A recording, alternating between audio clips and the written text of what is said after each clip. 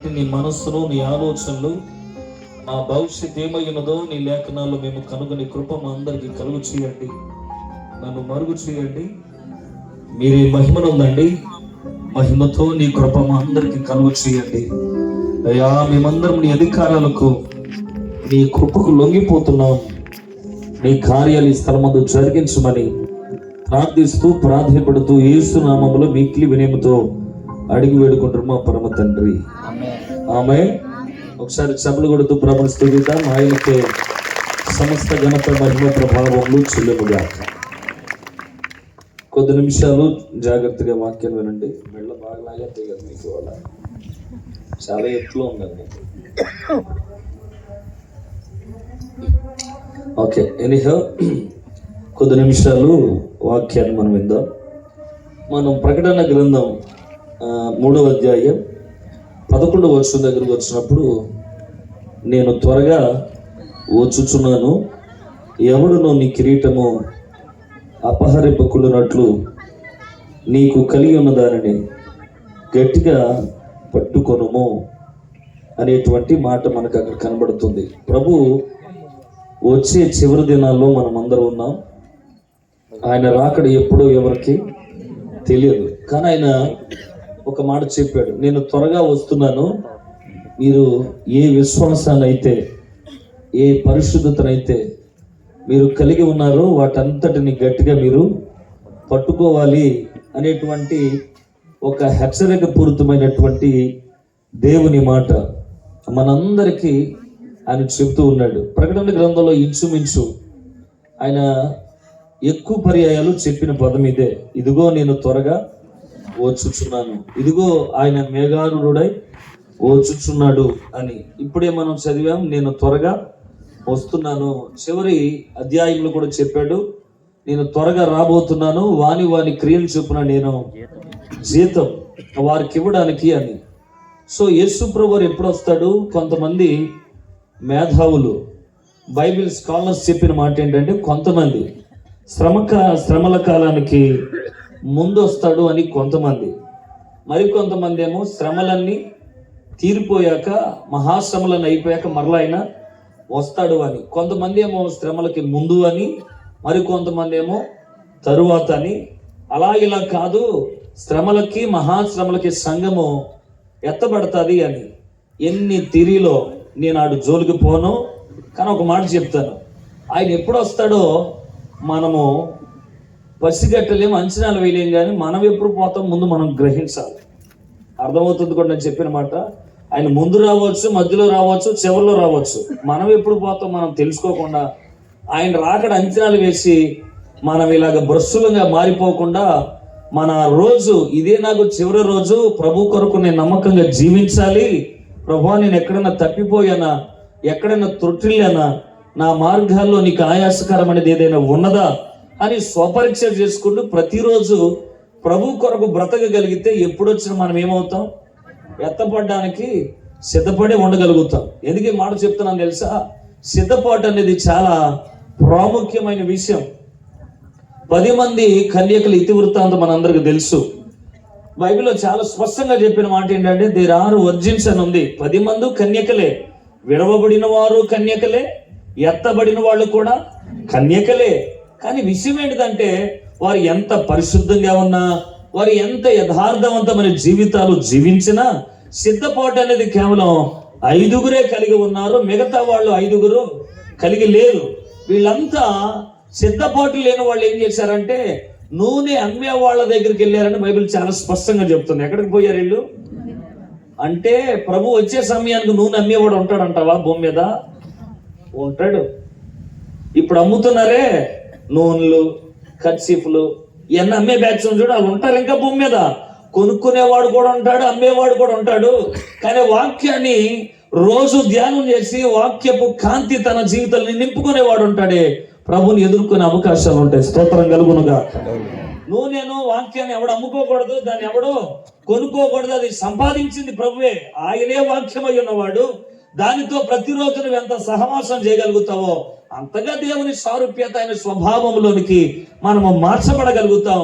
అప్పుడు ఆయన ఎప్పుడు వచ్చినా మనము భయపడాల్సిన అవసరత ఉండదు. నువ్వు సిద్ధంగా ఉన్నప్పుడు కడబోర మోగగానే రెప్పపాటులో మార్పునంది ప్రభుని ఎదుర్కొనగలుగుతాం. హల్లెలూయా. అందుకే చెప్పాను, నేను త్వరగా వచ్చుచున్నాను. ఆయన ఎప్పుడు వస్తాడో చెప్పను, కానీ ఆయన వచ్చే సమయానికి సిద్ధపాటు లేకుండా ఉండేవాడు ఎలాగుంటుందో వాడి పరిస్థితి ఏంటో ఒక 3 విషయాలు నేను మీ ముందు ఉంచుతాను. 3 విషయాలు, ఒక్కొక్కటి కొంచెం గుర్తుపెట్టుకోండి. ఆయన ఎప్పుడు వచ్చాడు అసలు భూమి మీదకి అనేది ఒక 3 విషయాలు నేను మీతో మాట్లాడతాను. ఆయన వచ్చినప్పుడు వాళ్ళ వైఖరి ఏంటి, వారి జీవన విధానాలు ఏంటి. దేవుడు తన స్వహస్తాలతో మానవ జాతిని సృజించుకున్నాడు కదా, మనందరికి తెలుసు కదా. దేవుడు తన స్వరూపమందు తన ఓన్ ఇమేజ్ లో తన పోలిక చొప్పున మానవ జాతిని ఆయన ఏం చేశాడు, కలుగు చేసుకున్నాడు. నిన్ను నన్ను కలుగు చేసింది మృగం కలుగు చేయలేదు కదా, కలుగు చేసింది ఎవరు? దేవుడే. మృగం కలుగు చేస్తుంటే మనం ఎలా ఉండేవాళ్ళం? బాగా చెప్తున్నారు మీరు, అలాగే ఉంటాం. కానీ మనల్ని మృగం కలుగు చేయలేదు, కలుగు చేసింది ఎవరు? దేవుడు. ఇంకోటి ఇక్కడ ఓ మాట చెప్పాలి, కలుగు చేయబడిన దేవుణ్ణి ఈ రోజు మానవుడు చాలా ఇట్టే ప్రక్కన పెట్టేస్తున్నాడు. అంటే మనకేమనిపిస్తుందంటే, నేను చాలా ఆరోగ్యంగా ఉన్నాను, చాలా ఎట్లా చెప్పొచ్చు, ఎటువంటి లోపాలు లేకుండా నాకు జన్మ వచ్చింది. గల కారణం ఏంటంటే, మా అమ్మ నాన్నలకి ఎటువంటి లోపాలు లేవు, నాకు కూడా లోపం లేని జన్మ నాకు దొరికిందని. కాదు, అమ్మా నాన్నలు లోపం లేనట్టు మనకి లోపాలు లేకుండా దేవుడి జన్మనివ్వడం కాదు. ఇది అమ్మా నాన్నలను బట్టి వచ్చిన జీవితాలు కాదు. మీకు అర్థం అవడానికి చెప్తున్నాను. ఇంతకుముందే ఎందుకు ఈ మాట చెప్పారంటే, మనల్ని కలుగజేసింది ఎవరు? దేవుడే. ఎవరు కలుగు చేయలేదన్నాను? మృగం మనల్ని కలుగు చేయలేదని చెప్పారు. ఎందుకు కలుగు చేయలేదు? దేవుడు మాత్రం ఎందుకు కలుగు చేశాడు? నీ ఉనికి వెనక నా ఉనికి వెనక ఆయన ఎందుకు ఉన్నాడంటే, నువ్వు నేను ఇలా మాట్లాడుతున్నానంటే అర్థం ఏంటో చెప్పనా? మాట్లాడే దేవుడు నన్ను కలుగు చేశాడు కాబట్టి నేను మాట్లాడగలుగుతున్నా. అర్థమైందా? చూచే కనులున్న దేవుడు నన్ను కలగజేశాడు కాబట్టి నేను ఇలాగా చూడగలుగుతున్నాను. అనంత జ్ఞానం కలిగిన దేవుడు నన్ను సృజించాడు కనుక నాకేముంది? అదే మృగం కలగజేసింది అనుకో, అంబా అంటాం తప్ప మరొక పదం నా నోటంట రాదు. అవునా కదా? దేవుడు నిన్ను నన్ను కలగజేసిన అందుకే తన స్వరూపమందు. మానవ జీవితంలో మనం ఎలాగున్నామంటే, దేవుని ఓన్ ఇమేజ్ లో మనం చేయబడ్డాం.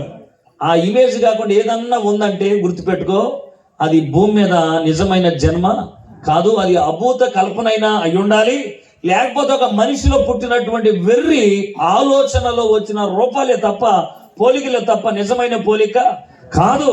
మనం అందరం ఒక పోలికలో ఉన్నప్పుడు నువ్వు నమ్ముకున్న వాళ్ళు లేదా నువ్వు ఆరాధించే వాళ్ళు ఆ రీతిగా ఉండడం కదా మనకు ఆశీర్వాదకరం. అవునా కదా? మనం కలగజేసిన అమ్మానాలను బట్టి మనకి ఇమేజ్ రాలేదు, మనలను సృజించిన దేవుని బట్టి మనకి జీవితాలు ప్రాప్తించబడ్డాయి. ఈ జీవితాన్ని ప్రభు కొరకే నమ్మకంగా జీవించాలి. అదే చెప్పాడు ఆదాముకి, మీరు ఏదైనా తోటలో ప్రతి ఫలాన్ని తినవచ్చు, కానీ మీరు మంచి చెడుల తెలియనిచ్చే వృక్ష ఫలాన్ని మాత్రం మీరు తినకూడదు అని ఆయన చెప్పడానికి చాలా ప్రకృతిని చేసి, ఆ ప్రకృతిని అంతా చేసిన తర్వాత మానవ జాతిలో ఆదామును తొలిగా హవ్వను అనేటువంటి ఆదాములో నుండి తీసినటువంటి నారిమణిని ఇరువురిని కలుగు చేశాడు. ఈ ఇరువురిని కలుగు చేసి, మీ జీవితాలు మీరు జీవించండి, ఈ ప్రకృతి అంతా మీ చేతిలో పెట్టాను అని దేవుడు వదిలేసి వెళ్ళిపోలేదు. కానీ ప్రతి చల్ల పూట ఏదేను తోటలోనికి దిగి వచ్చేవాడు ఆయన. చెప్పండి, ఎక్కడికి దిగి వచ్చేవాడు? కేవలం సృజించేసి వారిని మీ జీవితాలు జీవించండి అని వదిలేయలేదు. ప్రతి చల్లపూట ఎక్కడికి వచ్చేవాడు ఆయన? చల్లపూట అంటే ఎప్పుడెప్పుడు ఉంటది? సాయంకాలం. ఉదయం కూడా ఉంటదిగా, ఎర్లీ మార్నింగ్ కదా. ఉదయం వచ్చేవాడు ఆయన, మరలా ఎప్పుడు వచ్చేవాడు? సాయంకాలం వచ్చేవాడు. ఎంతమంది కోసం? అమ్మా, ఇదిగో నేను త్వరగా వచ్చుచున్నాను అని చెప్పాడు కదా ఆ దేవుడే. ఇప్పుడు ఎంతమంది కోసం వచ్చాడు ఆయన? 2 కోసం వచ్చాడు. ఎన్ని సంవత్సరాలు వచ్చాడో తెలియదు, కానీ బైబిల్ స్కాలర్స్ చెప్పే మాట ఏంటంటే 100 సంవత్సరాలు ఆయన ఆదామవ్వల కోసం భూమి మీదకి వచ్చేవాడు. ఒక్క మాట అంటే, నేను ఇలాగ అంటున్నానండి, వేరేగా అనుకోమాకండి. ఈ రోజుల్లో కొంచెం పేరు మోసిన స్పీకర్ని ఎవరైనా డేట్ అడుగుదామంటే ఎంతమంది వస్తారు సార్ అని అడిగేవాళ్ళు ఉన్నారా లేదా?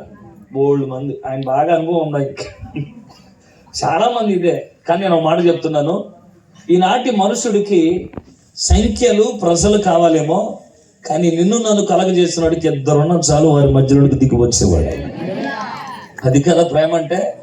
ఎందుకని దిగి వచ్చేవాడు అంటే, ఆయన లక్షల కొలది ఉన్న ప్రజల మధ్యలోకి వచ్చేవాడే కేవలం ఇద్దరు కోసం 2 పర్యాయాలు వచ్చేవాడు ఎక్కడికి, ఏదైనా తోటల. చక్కగా మాట్లాడేవాడు, వాళ్ళతో సంభాషించేవాడు, వాళ్ళతో ఏం మాట్లాడేవాడు కానీ రాయబడలేదు. కానీ మొత్తానికి వాళ్ళకి దేవునికి ఒక అద్భుతమైన సహవాసం అనేది, ఒక రిలేషన్ అనేది వారు కొద్ది కాలం మెయింటైన్ చేయడం జరిగింది. ప్రభు పోలికను వారు కలిగి ఉన్న కారణాలు. నిజానికి ఎవరు దేవుని ఎప్పుడు ఎక్కడ చూడలేదు అని చెప్పిన లేఖనమే ఆదాము దేవుని మొక్కను అంత స్పష్టంగా ప్రత్యక్షంగా చూచాడు అంటే ఆదాము చాలా ప్రత్యేకమైన మనిషి, దేవుని పోలికను కలిగి ఉన్నవాడు గనుక. సో వారి జీవితాల్లోనికి ప్రభు ఎప్పుడు దాకా వచ్చాడు అనంటే పాపానికి వారు తావివ్వని రోజు దాకా ప్రభు వారి జీవితాల్లోనికి వచ్చేవాడు. కానీ ఎప్పటిలాగే ప్రభు వచ్చాడు. కానీ వచ్చిన ప్రభువే ఆ రోజు ఆదాము పండు తినేసి, అవ్వ కూడా పండు తినేసి ఆజ్ఞను అతిక్రమించి వారు దిగంబరులు అన్న సంగతి తెలిసాక చెట్టు చాటుకు పోయి దాక్కున్నారు. ప్రభు ఎప్పుడు వచ్చిన మాదిరిగానే చల్లపోటు వచ్చాడు. ఆయన ఎప్పుడు ఆదాము దేవుణ్ణి ఎదుర్కొనేవాడు. ప్రభు వచ్చే సమయాలు ఆదాముకి తెలుసు కదా, త్వరగా వెళ్ళి ఎదుర్కొనేవాడు. కానీ ఈసారి ప్రభు వచ్చిన ఆదాము వెళ్ళలా. ఎక్కడ దాక్కున్నాడు? చెట్టు చాటున దాక్కున్నాడు. ప్రభు వచ్చి ఆదామా ఆదామా ఆదామా అని కేకలేస్తున్నాడు. నిజానికి ఆదాము దేవుడితో ఇలా ఎప్పుడు కేకలేయించుకున్నటువంటి అనుభవాలు బైబిల్లో లేవు. కానీ ఎప్పుడు కేకలేయించుకున్నాడంటే దేవునికి అతడు దూరము అయిపోయిన తర్వాత, మానవునికి దేవునికి మధ్యలో ఏర్పడినటువంటి ఎడబాటు, దేవుని యొక్క కేకలు మానవ చెవిలో మారు మోగుతూ ఉన్నాయి. గుర్తుపెట్టుకోండి, దేవుని స్వరం ఎప్పుడు ప్రజల మధ్యలోకి దిగి వస్తుందో తెలుసా? మానవుడు దేవునికి దూరం అయిపోయిన వేళ ఆయన స్వరం భూమి మీదకి వచ్చి కేకలేస్తుంది. అది ఈరోజు సభ కూడా. ఎందుకు మాట చెప్తారని తెలుసా? చర్చిలో పెట్టుకోవాల్సిన మీటింగ్లు, చర్చిలో జరగాల్సిన ప్రార్థనలని నడి వీధిలో జరగడానికి గల కారణం ఏంటో తెలుసా? నేను వచ్చాను, నువ్వెక్కడ అని అడగడం కొరకు ఈ సభ అంతా. ఊరికే పెట్టినవి కాదు, ఆయన వచ్చాడు, ఆయన ఉనికి. ఆదామును కూడా అదే కేకలేస్తున్నాడు. ఆదామా అని కేకలేయడం అంటే అర్థం ఏంటో తెలుసా? నేను ఇక్కడికి వచ్చాను, నువ్వు ఎక్కడున్నావు?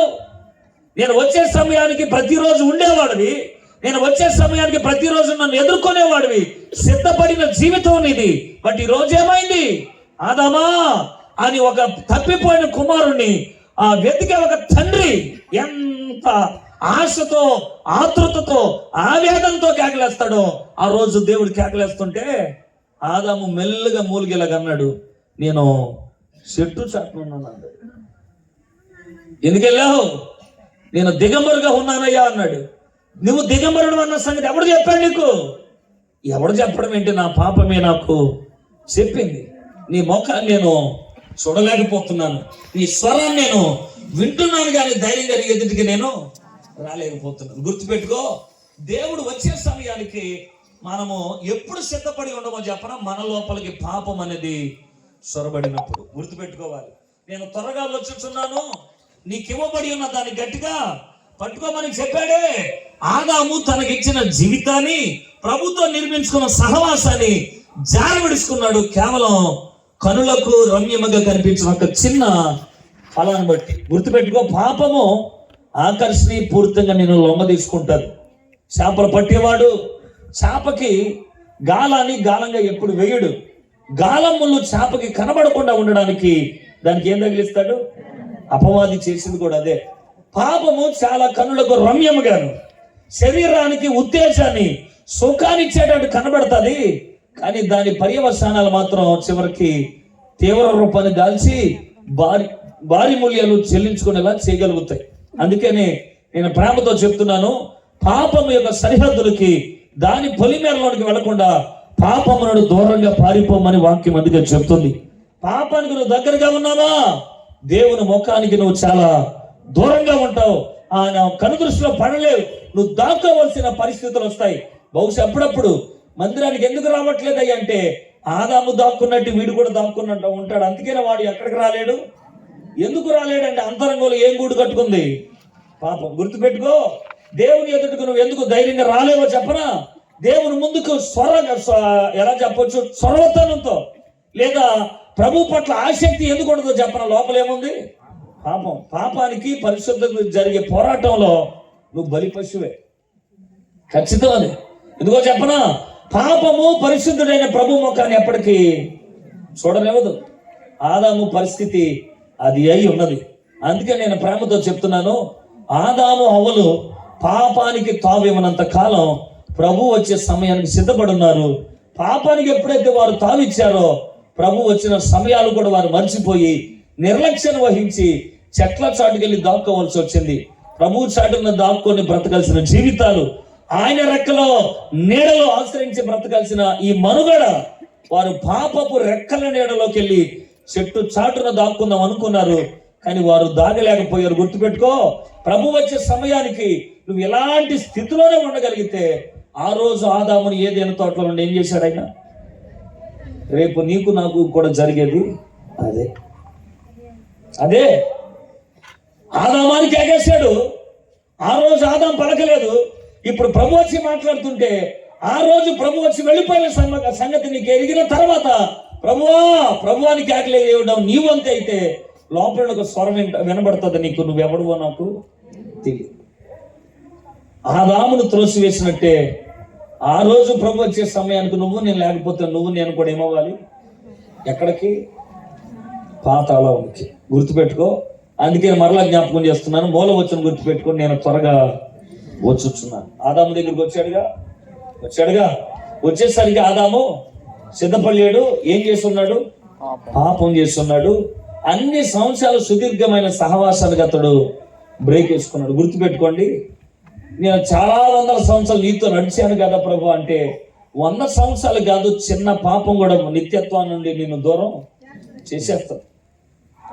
బొకావాని తైలంలో చచ్చిన చిన్నదై ఉండొచ్చు, కానీ తైలమునంతా అది ఏం చేద్ది?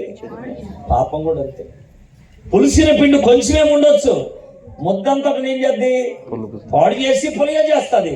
పాపం కూడా అంతే. నువ్వు ఎన్నో సంవత్సరాలు ప్రభుకు దగ్గరగా జీవించిన చివరి నిమిషంలో పాపానికి తావిచ్చి నువ్వు దానికే ఓటే వేయగలిగితే ప్రభు కనికరించడు, నేనేం చేస్తాడు? త్రోసేయాల్సిన పరిస్థితి వస్తుంది. అందుకనే మరలా జ్ఞాపకం చేస్తున్నాను, ఆదాము హవ్వల కోసం దిగి వచ్చాడు. ఇప్పుడు నిన్నో మాట అడుగుతున్నాను.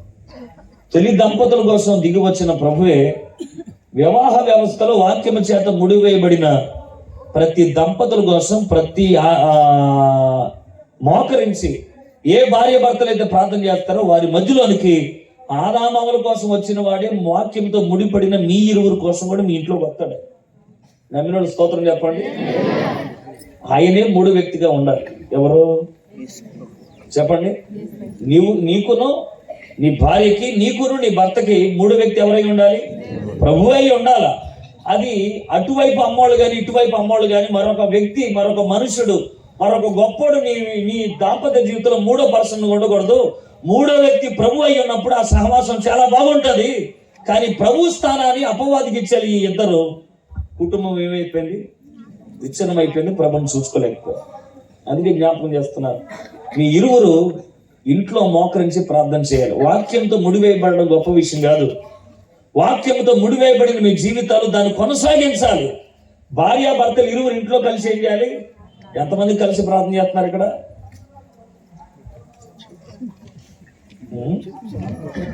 9 అయింది.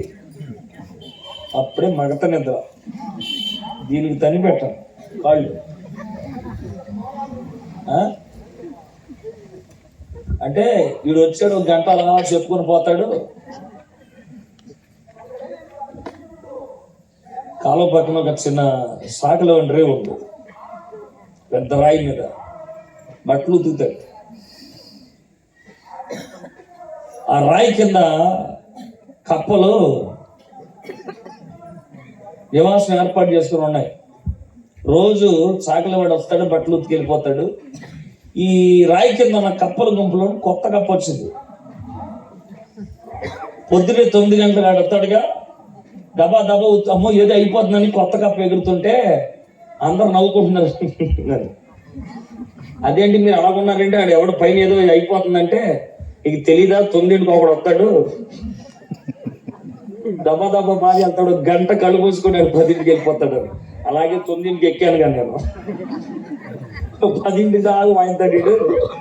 అవునా? ఎంత బాగా నిద్రపోతున్నారు. చేతులు పైకి స్తోత్రం చెప్పండి. హల్లెలూయా. ఆదామవుల కోసం వచ్చిన దేవుడు నీ కొరకు కూడా వస్తున్నాడు, గుర్తుపెట్టు. మరి నీ ఇంట్లో ప్రార్థన ఉందా? మగవాళ్ళు మిమ్మల్ని అడిగేది, ప్రార్థన చేస్తున్నారా? మీ ఆవిడ మోకరెత్తి లుంగి పంచి కట్టుకొని రిమోట్ టప్పా టప్పా నొక్కుతున్నాం మనసు ఎక్కి. వందనాలు అయ్యా. బలం ఉంటే సరిపోదు, తెలివితేటలతో మన సంసారాలు కట్టుకోలేము, కానీ క్రీస్తు అనే బండ మీదకి మన జీవితాలు వెళ్ళాలి. అప్పుడే ఎవడు దాన్ని కదిలించలేడు. అపవాది కాదుగా, వాడు జేజం వచ్చిన నిన్ను కానీ సంతానాన్ని కానీ కుటుంబాన్ని కానీ వాడు ఎప్పటికీ పాడు చేయలేడు. ఇద్దరు మోకరించి ప్రార్థన చేయండి. అప్పుడు మీ జీవితాలు చాలా సంతోషదాయంగా, బహుతరాలకు దీవెనకరంగా మీ కుటుంబాలు ఉండేలాగా ప్రభు చేయగలుగుతాడు. ఆదామవులు సిద్ధంగా లేరు, పాపను తావించారంటే దేని తోటల నుంచి వాడు నిష్కారమైన పద్ధతులు గెంటి వేయబడ్డారు. ఇది మొదటి అనుభవం. రెండవ అనుభవాన్ని మీకు చెప్తున్నాను. ఇదిగో నేను త్వరగా వచ్చుచున్నానని చెప్పిన ప్రభు ఏదైనా తోటలోనికి వచ్చాడు. ఆదామ సమయానికి సిద్ధపడలేడు, పాపం చేస్తున్నాడు, తోటల నుండి గెంటి వేయబడ్డాడు. ఇప్పుడు రెండోసారి ఎక్కడికి వచ్చాడు? చాలా సార్లు వచ్చాడు, కానీ మీకు మెయిన్ గా ఒక 3 విషయాలు చెప్తాను. రెండో విషయం చెప్తున్నాను. ఆయన ఎక్కడికి వచ్చాడు అంటే, యేసు ప్రభువు శరీరధారిగా జీవించిన దినాల్లో బేతనియా అనేటువంటి ఒక చిన్న గ్రామం ఉంది. అందులో ఓ కుటుంబం ప్రత్యేకించి, ఎవరిదది? మార్తా, మరియా, లాజరు. ఈ ముగ్గురు ఆ ఇంట్లో ఉండేవాడు. ప్రభు ఆ ఊరికి వచ్చేసరికి మార్తా యేసును చేర్చుకునేను అని బైబిల్లో ఉంది. అంటే ప్రభు బేతనీయలో ఎవరు ఇళ్ళున్నా సరే, ఆ ఊళ్ళో చాలా గొప్పోళ్ళు ఇళ్ళు ఉన్నాయి, పేరు మోసిన వాళ్ళ ఇళ్ళు ఉన్నాయి, సంపాదించిన ధనవంతుల ఇళ్ళు ఉన్నాయి. కానీ వాళ్ళ ఇళ్ళకి వెళ్ళలేదు. కానీ ఎవరింటికి వెళ్ళాడు ఆయన? మరియా, మార్తా, లాజరు ఇంటికి వెళ్ళాడు. సో ప్రభు రాగానే మరియా ఎక్కడ కూర్చుంది? ప్రభు పాదాల దగ్గర కూర్చుంది. ఇది మొదటి ఆమె. రెండో ఆవిడ కనబడుతుంది మనకి. ఎవరు? మార్తా. ప్రభు వచ్చాడన్న సంగతి ఈమెకి తెలుసు, కానీ ఎక్కడుంది అమ్మగారు? వంటగదులు. బాగా చూసినట్టు ఉన్నావు నువ్వు కదా. ఆమె ప్రభు పాదాల దగ్గర ఉంది, ఈమెమో విస్తారమైన పనులు ఉంది. ఇంకొకడు ఉన్నాడు, ఆడ అసలేడు. మొత్తం ఇదే ఊరు, వెంగంబాడి. ఆడంతా ఇదే ఊరు అనమాట. ఆడు బళ్ళు వేసుకుని రౌండ్ తిరుగుతుంది తప్ప ప్రభు వచ్చారన్న సంగతి తెలిసిన వాడికి చలనం మాత్రం లేదు. ఈ ఇంట్లో ముగ్గురు మనకి క్యారెక్టర్లు కనబడతారు. ఒక ఆమెమో ప్రభు రాగాన్ని గౌరవించింది, ప్రభు సమయాన్ని గమనించింది, ప్రభుకి ఇవ్వాల్సిన సమయాలన్నీ ఇచ్చి ప్రభుని గౌరవించి ప్రభు చెప్పే బోధ, ఆయన ఉపదేశాన్ని వినడానికి ఆయన పాదాల దగ్గర కూర్చొని ఉంటే, ఇంకో ఆవిడ మాత్రం వచ్చాడన్న సంగతి తెలిసిన నిర్లక్ష్యపు వైఖరి. గుర్తుపెట్టుకో, ప్రభు ఎవరింటికి రాని ప్రభు నీ ఇంటికి ఎందుకు వచ్చాడు? ఎవరితో మాట్లాడని దేవుని స్వరం నీతోనే ఎందుకు మాట్లాడుతుంది? ఎవరికి దొరకని ఆ సాన్నిహిత్యాల సహవాసాలు నీకెందుకు దొరికాయి? ఆ విలువ అర్థమైనప్పుడు అంతరంగం ప్రభు పాదాల దగ్గర ఖచ్చితంగా మోకరించగలుగుతాడు. ఆ విలువ అర్థం కానివాడు, ప్రభు ఇచ్చిన సమయాలని విలువ ఎంచలేని వాడు, ఎవరి ఇంటికి అన్నాడు నా ఇంటికి వచ్చాడంటే నేనే గొప్పదాన్ని, నా ఇంట్లో ఏదో తినడానికి వచ్చాడు అనుకోవడం వెరుతనం. గుర్తుపెట్టుకో, ఆయన గురించి ఒక మాట చెప్పనా? ఇదే ప్రకటన గ్రంథంలో ఇదే 3వ అధ్యాయంలో ఆయన ఏమన్నాడు? 20వ వచనంలో, ఇదిగో నేను తలుపు వద్ద నిల్చుండి తట్టుచున్నాను, ఎవడైనా నా స్వరము విని తలుపు తీసిన ఎడల నేను అతని ఎదుగు వచ్చి అతనితో నేనును నాతో కూడా అతను ఏం చేస్తారు? ఎందుకు వచ్చేది? ఎందుకు మన ఇంటికి అయినా, మన ఇళ్లలోకి ఎందుకు చొరబడేది అయినా, ఎందుకు మన ఇంటిలోనికి ఆయన అడుగు పెట్టాలన్నాడు తప్పన నీతో కలిసి, నీతో ఉండడానికి, నీతో కలిసి. ఓ మాట, ఎవరు ఆయనకి పెట్టరని వచ్చేది? 145వ కీర్తనలో దావీదు అన్నాడు, ఏమన్నా చెప్పనా? ప్రతి జీవిని తన గుప్పెళ్ళను విప్పి ఏం చేసేవాడు ఆయన? మరి పోషించేవాడు. భూమి మీద ఉన్న ప్రతి జీవిని పోషించేవాడు. తన ఆకలి తీర్చుకోవడానికి ఎవరింటికి వస్తున్నాడు? తన పిల్లలింటికే. గుర్తుపెట్టుకో. ఎందుకు ఇలా వచ్చేది? నువ్వు ప్రభువుని చేర్చుకుంటావో లేదో తెలుసుకోవడం వరకు. ఎండకు ఎండుతున్నాడు, వానకు తడుస్తున్నాడు, మంచులైనా నిలబడి, ప్రాణేశ్వరి నా కుమారి నేను తలుపు వద్ద నిలబడి వాకిడి తడుతున్నాను, ఆయన నువ్వు ఎందుకు తీవని పరమగీతాలు ఆయన పదే అడుగుతానే. ప్రకటన గ్రంథానికి వచ్చేసరికి కూడా ఇంకా చెప్పండి, నేను ఇంకా ఎక్కడున్నాను? పరమగీతాలు ఎక్కడ, ప్రకటన గ్రంథం ఎక్కడ? మానవుడు ప్రభుని చేర్చుకోలేకపోతున్నాడు. ఆయన వచ్చినా సరే, ఇదిగో ఈ రాత్రి ఈ సభ పెట్టడం వెనకాల ఆలోచనతో చెప్పన, ఈ రాత్రి ప్రభు నీ ఇంటి గడప ముందు నిలవబడి మాట్లాడుతున్నాడు. నేను ఇంకా నీకు లోపలికి రావడానికి బయట నిలవబడి నీ అనుమతిని కోరుతున్నాను అని. ఇంకెంతకాలం ప్రభుని చేర్చుకోవడానికి ఆలోచించగలుగుతావు? మీరు అందరూ అడగొచ్చు, మేము చేర్చుకోకుండా ఇక్కడికి వచ్చామని. ఆహా, నాకు తెలియదు అనుకున్నావా? చేర్చుకున్నవాడు ప్రభుతో తనకుండే అనుబంధాలు వేరుగా ఉంటాయి. ప్రభు తప్ప అతనికి వేరే ధ్యాస ఉండదు. మరియ ప్రభును చేర్చుకున్నది, కానీ ప్రభును ఇంట్లోనికి ఆహ్వానించినటువంటి మార్త ప్రభును కూర్చోబెట్టి తన పనేదో అంటే ఆయన ఒక అతిథి అనుకున్నాం. అతిథి కాదు, ఆయన అనంత విశ్వాన్ని కలుగు చేసినటువంటి గొప్ప దేవుడు. ఆయన నీతో ముచ్చటించడానికి, నీతో బ్రతకడానికి, నీతో అడుగులేయడానికి తన విశ్వాస్యతను, తన ప్రేమను, తన కృపను ధారాళంగా నీకు అనుగ్రహించాలన్న తపన కలిగిన తండ్రిగా నీ ఇంటికి రావడానికి గల కారణం ఏంటో తెలుసు. తనకు దిక్కు లేక కాదు, నీకే దిక్కుగా తాను మారాలన్న ఉద్దేశం. హల్లెలూయా. ప్రభును చేర్చుకో. మార్తలాగా దయచేసి ప్రభు సమయాలని అగౌరవపరిచి ఇది నాకు విలువైనది అని ఎంచుకోకపోతే తర్వాత నష్టపోయేది నువ్వే అన్న సంగతి గుర్తుపెట్టుకో. మరియా, అందుకని ఆమె గురించి ప్రభు అన్నాడు, ఈమె ఉత్తమమైన దానిని. ఏంటి ఉత్తమం? ఉత్తమం అంటే ఏంటిది? ప్రభుని ప్రేమించడం, ప్రభుని చేర్చుకోవడం, ప్రభు పాదాల దగ్గర కూర్చోవడం, ప్రభు వాక్యాన్ని వినడం, ఆయనతో సహవాసాన్ని నిర్మించుకోవడం. ఇదే ఉత్తమం. ఎవరింటికి రాని ప్రభు, ఎవరి గడప తొక్కని ప్రభు నా ఇంటికి వచ్చాడంటే నన్ను ఎంతో ఆయన ప్రేమిస్తున్నాడు. ఆయన హృదయంలో నా స్థానం చాలా గొప్పది. అందుకనే నా హృదయంలో కూడా ఆయనకే నేను ఏమివ్వాలి? స్థానం ఇవ్వాలి. అందుకనే ఆయన రాగానే ఆయన కూర్చోబెట్టి ఆయన పాదాల దగ్గర కూర్చొని ఆయన ఉపదేశం వినడం ప్రారంభించింది. ఇదంతా నేను ఎందుకు చెప్తున్నాను కొంచెం గమనించు. మరియా, మార్త, లాజరు ఇంటికైనా వచ్చాడా లేదా? ఒక ఆమె ప్రభు పాదాల దగ్గర ఉంటే మరొక ఆమెమో తన పనుల్లో, ఇంకొకడేమో సంబంధం లేదు. నేను కూడా అదే చెప్తున్నా. ప్రభు వచ్చే సమయానికి కొందరు ప్రభుకు దగ్గరగా ఉంటారు. వాళ్ళు ఉత్తమమైన దేవుని నిత్యత్వాన్ని సంపాదించుకుంటారు. మరికొంతమంది ఉంటారు ప్రభు వచ్చే సమయానికి వాళ్ళు దేవునితో అనుబంధాలు ఉండరు. వాళ్ళు వస్తాడన్న సంగతి తెలుసు, దేవుని గురించిన విషయాలను తెలుసు. వాళ్ళ పనులు, వారి చాకరీ, వారి లోక పద్ధతుల్లోనే ఉండిపోతారు తప్ప దేవుని పాదాల దగ్గర వాళ్ళు ఉండరు. మార్తాలాగా ఉండగలిగితే మాత్రం నువ్వు దేవుని కృపను పొందలేవు. ఇక లాజరు అంటావా, వాడు సంగతి వదిలేద్దాం. ఎందుకంటే అసలు వాడు ఎక్కడ కనబడ్డాడు. కానీ ఏమైందో చెప్పనా? లాజరు కొద్ది కాలానికి జబ్బు చేసి మంచం మీద పడ్డాడు. మరియా కబురు పెట్టలేదు, కానీ ఎవరు కబురు పెట్టారు? కొంతమందికి వీళ్ళకే వస్తాయి బీపీలు, షుగర్లు. ఎవరికి? మార్తాలకి వస్తాయి, మరియలకు రావు సార్. మరియకి దేవుని యొక్క ఉనికి తెలుసు, ఆయన కృప తెలుసు. అందుకనే ఆపత్కాలంలో దేవుని ఎలా వెతకాలో తెలిసిన మరియ మౌనంగా ఉంది. ఈ ప్రార్థన చేయనుడికి బీపీ, షుగర్లు ఎక్కువ వచ్చేస్తాయి. నిజమే. మార్త ప్రభు కబురు పెట్టింది ఏమని? లాజరు సావు బతుకుల మధ్య ఉన్నాడు, త్వరగా రమ్మని. వచ్చాడా? చెప్పండి. రాలా. ఎప్పుడు వచ్చాడు? సత్యకు వచ్చాడు. అబ్బలే కోపముడు చెప్పినట్టుంది ఆ మతం. చనిపోయేకి వచ్చాడని చెప్పేదాన్ని సత్యకు వచ్చాడంటే ఎంత రగిలిపోతుంది వాళ్ళకి. మీకు కూడా అలాగనిపిస్తున్నా? ప్రార్థన ఎప్పుడు చేసి ఎప్పుడు ముగించండి, ఎన్ని సంవత్సరాలకు వచ్చిన ప్రతిఫలం అన్నట్టు. నిజానికి యేసు ప్రభువు వచ్చింది ఎప్పుడో చెప్పండి? లాజరు చనిపోయిన తర్వాత.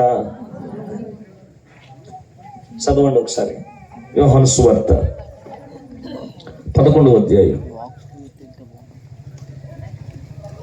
20వ వచనం. మార్త యేసు వచ్చుచున్నాడని విని ఆయనను ఎదుర్కొన్న వెళ్ళాను, గాని మరియ ఇంట్లోనే కూర్చోడు. ఇప్పుడు నా వైపు చూడాలి. ప్రభు ఎప్పుడు వచ్చినా ముందుండేది ఎవరు? మరియమ్మ తల్లి. మరియమ్మ అనండి. మరియమ్మ తల్లి. వందనాలు మీకు. ఇక్కడ ఉన్నది వేరమ్మ. నువ్వు తల్లి దగ్గరికి వెళ్ళిపోతున్నావు ఎందుకు?